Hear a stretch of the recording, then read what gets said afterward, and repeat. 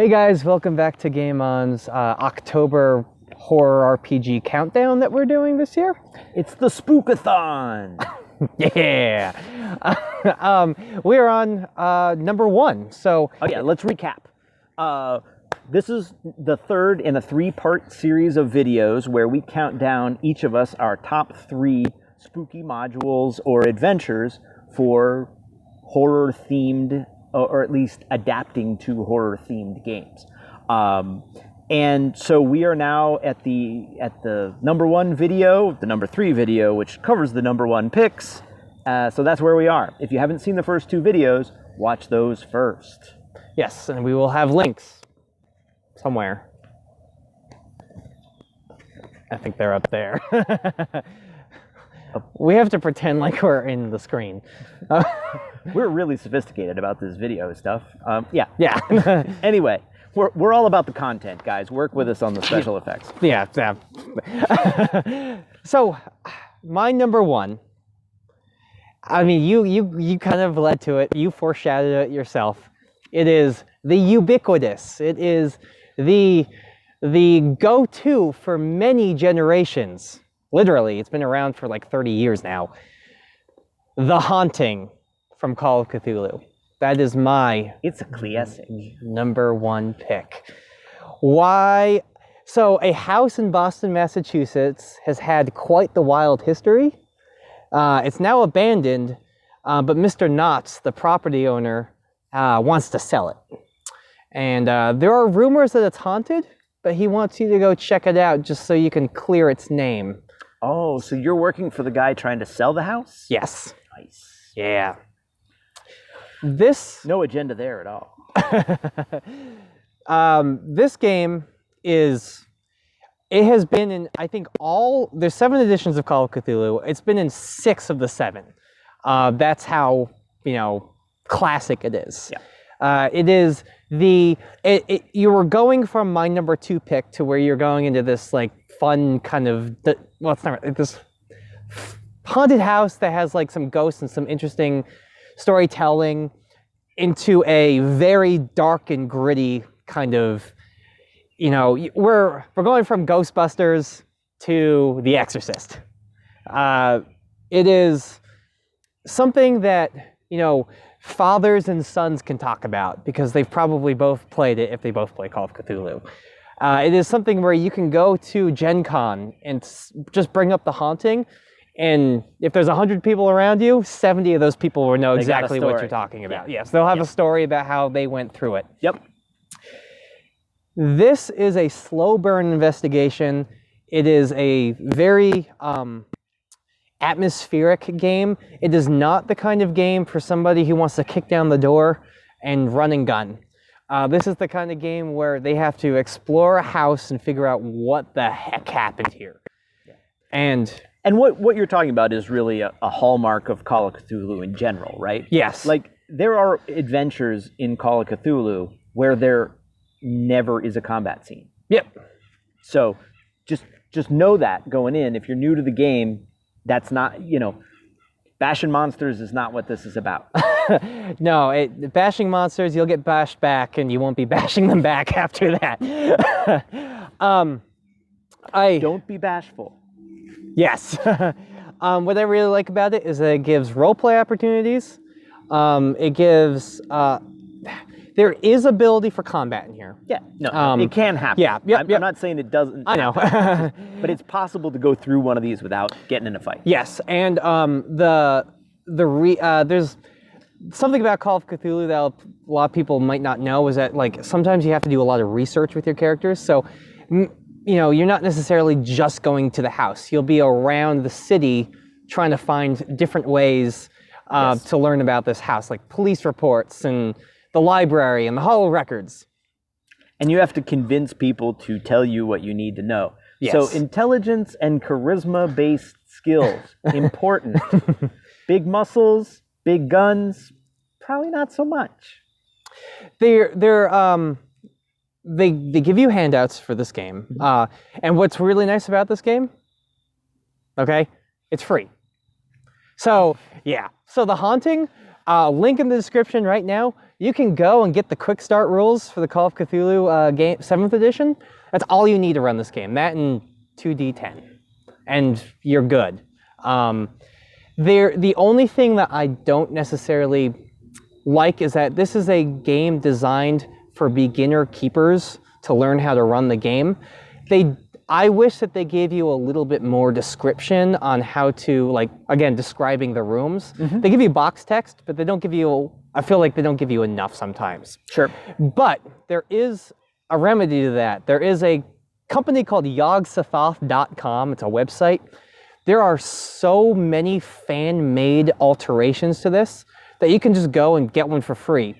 And they just add more. They give you better handouts than what they already give you. Yeah, this is such a classic that it's been infinitely customized by other people. Yeah. So if you don't like the vanilla and you want something a little bit more, you want at least a starting point. If you want yours chock full of old ones. Yes. Just a quick Google search and you'll find a lot of cool things to do to this game. But it's also perfectly fine just as it is. Well, and it's hard to gripe at free. Right? No. Like this is literally a product that you could get for nothing and get in and get your feet wet and slimy because it's Cthulhu. Yeah. But I mean it's hard to go wrong with this, and like you said, it's a classic. It is a classic. So no, that's awesome. And so this is the only game system that appears on both mine and Justin's lists. It is sort of the gold standard for horror games. I would argue in terms of its ambiance. So yes, and we're going to go on to your number one. Before we do that, I'd like to take a quick commercial break to let everybody know of our game this Friday. Oh yes, yes, October 9th at 7 p.m. Eastern Standard Time. We are running on Astral Virtual Tabletop. We are running a Call of Cthulhu homebrew game that I wrote, and it's going to be some YouTubers who are going to be on there, as well as a mutual friend between Matt and I. So we're going to have a lot of fun. There's going to be a lot of sanity crushing horror, and it's going to be fun. We anticipate a good time, and if you guys have a good time watching it, that would be great. If you don't, sorry, but we're still going to have a good time, whether you're watching or not. But we're going to try and do this and have some fun with it, and really sort of try something new with taking advantage of the spooky Halloween theme month. We've all been cooped up for too long, so we figure we would switch this over to our advantage and do something fun with it. Yeah. So my number one pick goes back to probably my number one game system. It also has this sort of temporal alternate timeline thing, although this one is just one big long timeline. Okay. And it starts in medieval times and goes all the way to modern times. Ooh. And as a result, it is definitely not a one shot. Okay. In fact, it's not even one source book. It's 4. Ooh. But I'm only talking about the first one. Okay. I limited myself a little bit. The system in question is the White Wolf World of Darkness, specifically the vampire system. Okay. And the book I am highlighting is Transylvania Chronicles, Book 1, The Dark Tides Rising. Or actually, I think it's just Dark Tides Rising. No, the. This is the first installment of a 4-book series. It is fascinating to me for a number of reasons. It is my favorite system, White Wolf's World of Darkness system. But this one is an additional, has the additional sort of quirk or nuance of bridging. It's a crossover between the two main vampire systems, which are Dark Ages, and Masquerade, which is the modern vampire. And this book was specifically written to go from one to the other, which is why it starts in, the 13th century or whatever, and actually, no, it's the end of the 12th century, 1198 to be precise. Okay. And it goes all the way up to basically the early 20th century. Huh. They have the liberty to do that in a vampire game because, well, you're nigh on immortal if you end up being a vampire. But this system doesn't necessarily require that, at least to begin with. You can and probably would start mortal Okay. in this game. But you would start mortal in 1198. And you would also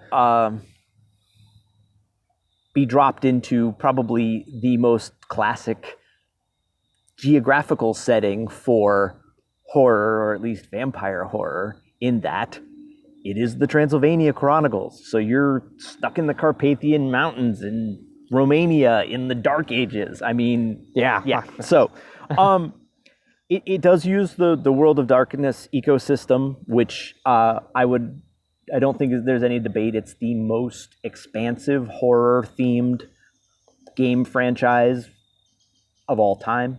I mean, there's dozens and dozens and dozens of books. I've seen your bookshelves. Yeah. You guys, sharp-eyed viewers, when I do the home from home videos, you can sometimes see shelves worth of these books. The story is there's no sugarcoating it. It's ridiculously huge. Okay. And it's a huge undertaking to cover a story of 700 years. The books generally they cover a span of years at roughly 200 to 250 year intervals. Okay. So you kind of march your way through history in the books, but there's lots of room to ad lib and fill in the distances between those. Assuming that you end up being vampires, you play your characters all the way through. Okay. But if you were mortal, then you would have to basically hop into new characters. Yeah. Which is doable. But I imagine most people end up being vampires.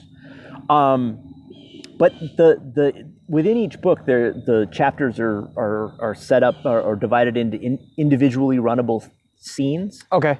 So you don't have to do this thing straight through.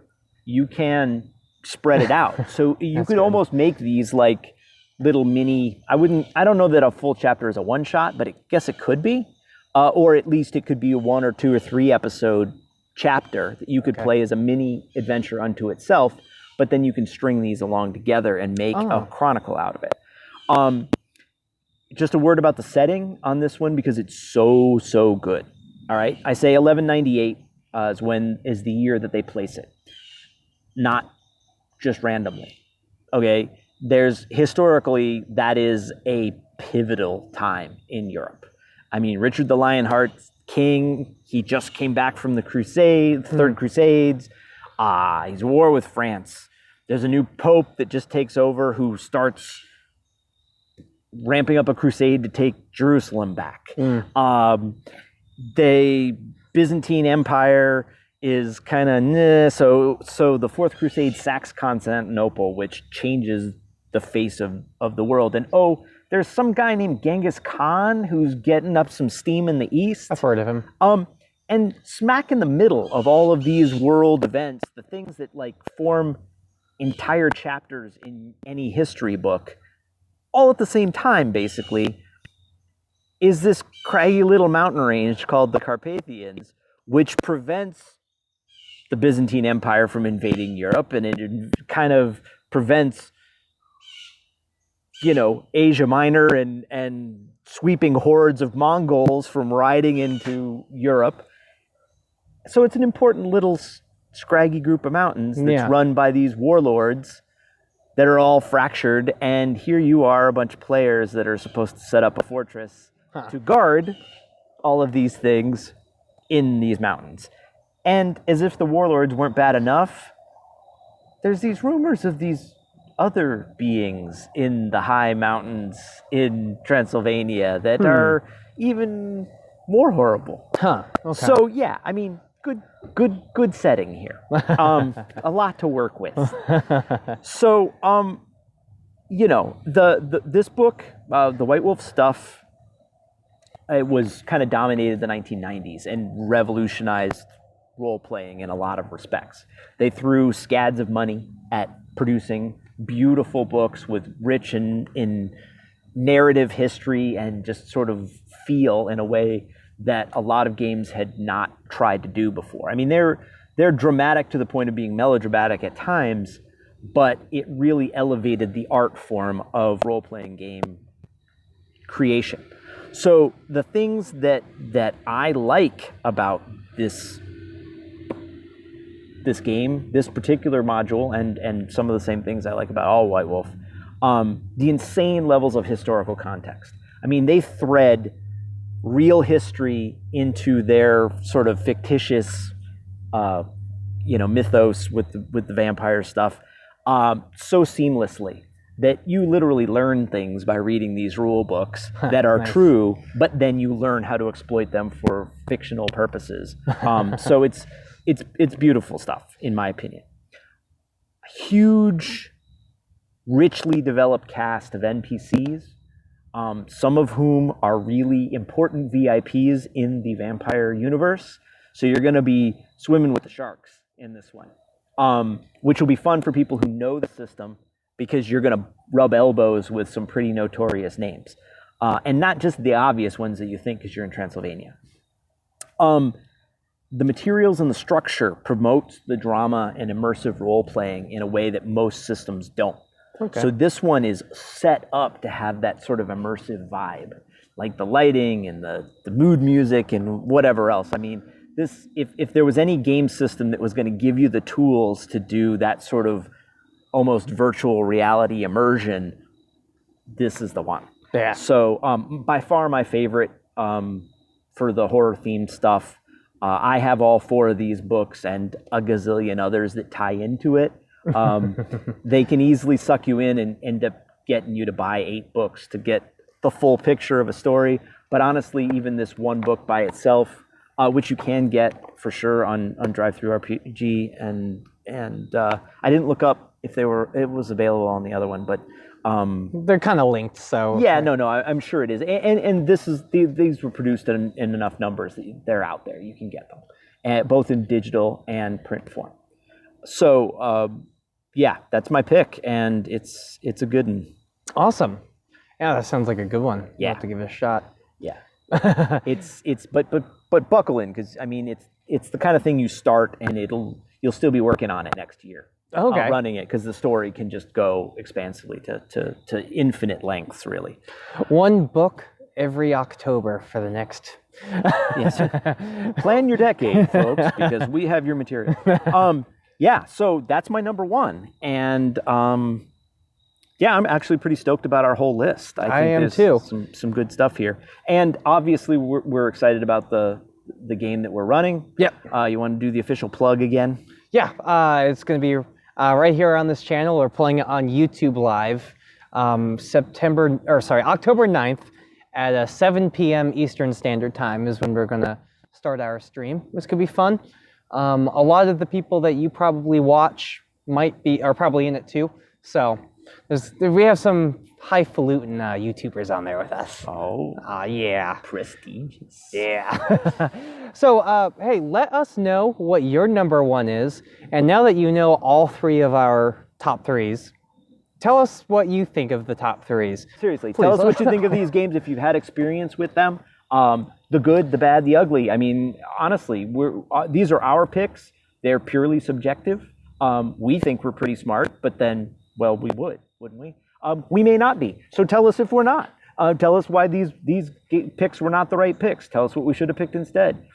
We want to hear it. Whatever you have to say, let us know. Yeah, tell us your picks so we can explore them, and maybe next year we'll have a slightly different list. We will have stolen your idea and forgotten to give you credit for it. No. No, but guys, thank you for watching. October is probably my favorite month of the year. It's the gourds. He likes the gourds. I do, other than February, but no, it's definitely October. February? It's October, and we thank you guys for watching. Yes, for sure. Thanks for tuning in. Tune in for the live stream. Yes. And keep the comments, the feedback coming. And until next time, let's game on.